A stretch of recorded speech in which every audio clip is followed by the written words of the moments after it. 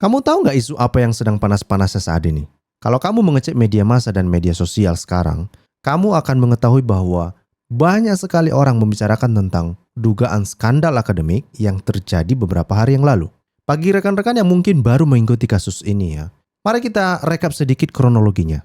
Beberapa waktu yang lalu, komunitas peneliti kita itu dikejutkan oleh laporan dugaan pelanggaran etika akademik di Konferensi Medis Internasional ISPPD ke-14 di Copenhagen, Denmark. Seorang peserta perempuan asal Indonesia dilaporkan melakukan dugaan manipulasi identitas fisik, yakni mengganti warna jilbab dan name tag di lokasi acara untuk mempresentasikan beberapa poster yang berbeda seolah-olah ia adalah orang lain.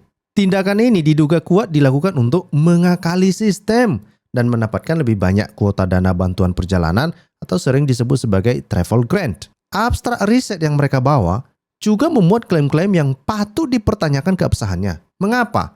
Klaim mereka itu tertulis misalnya tentang pengambilan data primer di berbagai negara tanpa kolaborator lokal, sehingga itu layak dipertanyakan. Dan bukan hanya itu ya, mereka juga melakukan pencatutan nama beberapa universitas ternama di Indonesia tanpa izin. Setelah kasus ini viral dan mendapat sorotan tajam, pihak yang bersangkutan sempat membuat akun media sosial baru, serta merilis surat klarifikasi dan permintaan maaf. Yang menjadi catatan penting, seluruh surat klarifikasi tersebut secara eksplisit dituliskan atas nama saudara R dan tim. Hal ini secara tidak langsung sebetulnya memunculkan indikasi kuat bahwa rentetan dugaan pelanggaran ini bukanlah inisiatif individual semata, melainkan patut diduga sebagai sebuah operasi yang terkoordinasi dalam sebuah kelompok. Namun ada sebuah plot twist yang sangat disayangkan saat video ini dibuat. Surat klarifikasi tersebut ternyata sudah di take down dan akunnya kini tidak dapat diakses lagi. Ini adalah sebuah ironi. Padahal di dalam klarifikasi yang sempat terselamatkan jejak digitalnya itu, mereka membuat pengakuan yang justru menjadi blunder. Mereka mengakui bahwa afiliasi IMCDS Biomed Research Foundation yang mereka gunakan ternyata bukanlah sebuah institusi resmi, melainkan hanya nama komunitas buatan sendiri. Jadi nggak punya legalitas. Lebih parah lagi, ini terkait dengan metodologi yang mereka gunakan.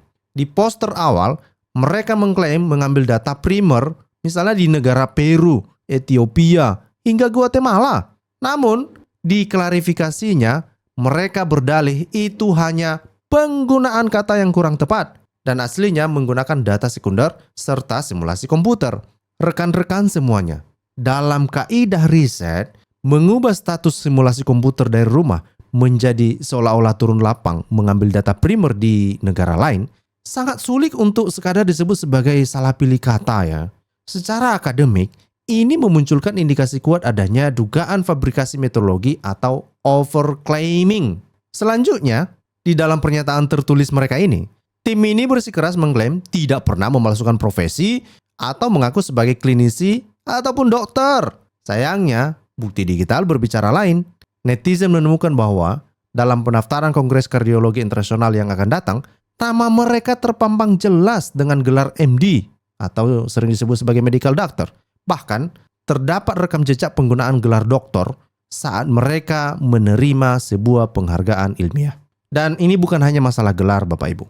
Klaim afiliasi institusi yang dikelola oleh tim ini juga memunculkan anomali data yang sangat serius.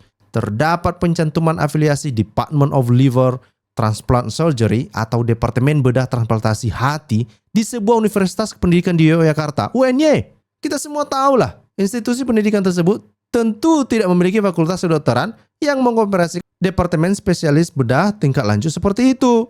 Demikian juga penggunaan afiliasi Karlstad University Swedia oleh oknum tersebut, hingga pencantuman nama institusi teknologi ternama di Bandung atau ITB.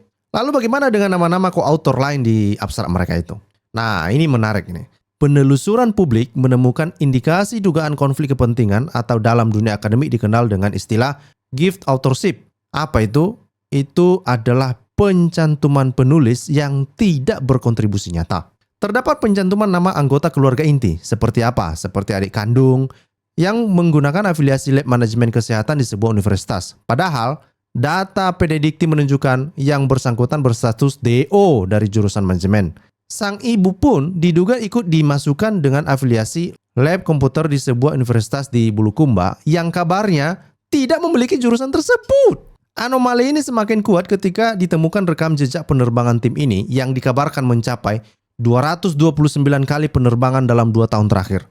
Memproduksi puluhan hingga ratusan abstrak riset klinis dan komputasi tanpa melampirkan izin komite etik, atau sering disebut sebagai ethical clearance, di tengah jadwal penerbangan yang sepadat itu, tentu memunculkan pertanyaan besar terkait quality control dan keaslian proses penyusunan risetnya. Ya wajarlah itu dipertanyakan. Satu hal yang disayangkan oleh komunitas akademik adalah respon mereka terhadap kritik. Sebelum akun mereka menghilang, jejak digital menunjukkan mereka kerap melakukan flexing perjalanan ke luar negeri. Namun saat ditanya soal komite etik dan keabsahan data, mereka sempat membangun narasi seolah-olah publik hanya iri pada prestasi mereka dan kini berlindung di balik isu kesehatan mental. Rekan-rekan Bapak Ibu semuanya, meminta pertanggungjawaban data di ruang publik akademik adalah hal yang sangat normal dalam sains. Sekali lagi, meminta pertanggungjawaban data di ruang publik akademik adalah hal yang sangat normal dalam sains, bukan bentuk perundungan personal. Sesuai standar etika ilmiah internasional, menghapus akun Instagram atau meminta maaf di media sosial tidak cukup dan bahkan tidak punya harga, tidak punya arti apa-apa di dalam dunia sains.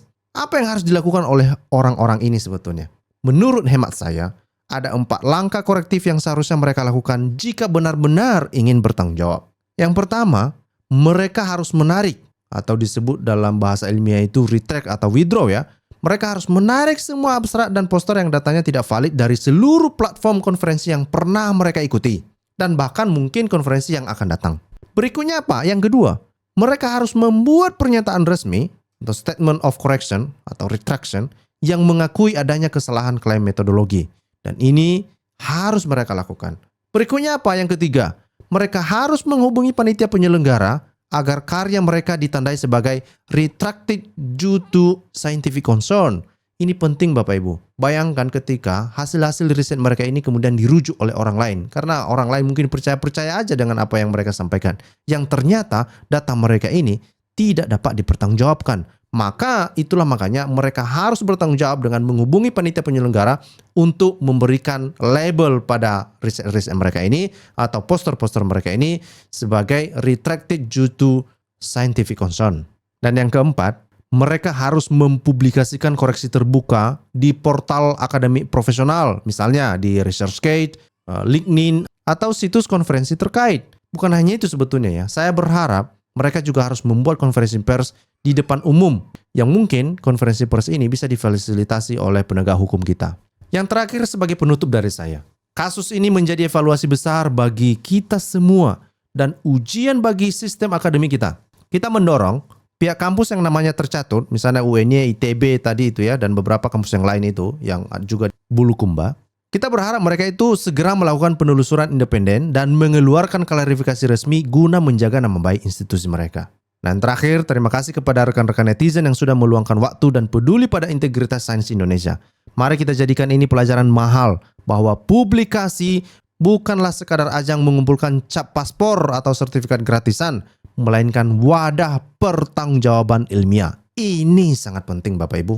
Saya juga meminta tanggapan Bapak Ibu mengenai hilangnya akun klarifikasi mereka ini dan temuan data yang sudah banyak dipresentasikan oleh banyak netizen. Silakan bagikan pandangan Bapak Ibu di kolom komentar ya dengan bahasa yang etis. Jangan lupa untuk subscribe pada kanal ini untuk terus mengawal isu-isu dunia akademik. Dan sampai jumpa di video selanjutnya. Salam integritas.